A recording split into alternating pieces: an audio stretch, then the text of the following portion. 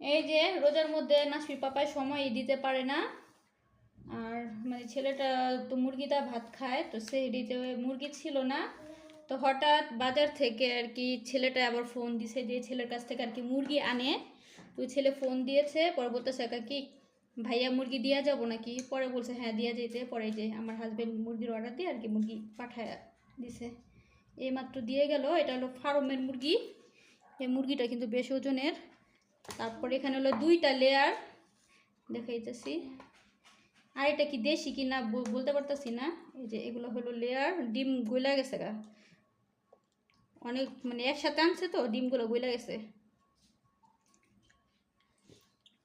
এটাও মনে হয় লেয়ারই হইতে পারে, মনে হয় 3টা লেয়ার সম্ভবত, 3টা লেয়ার একটা ফার্ম। এই যে ছোটোখাটো একটা ভিডিও শেয়ার করলাম তোমাদের সাথে, কেমন হয়েছে বলবা।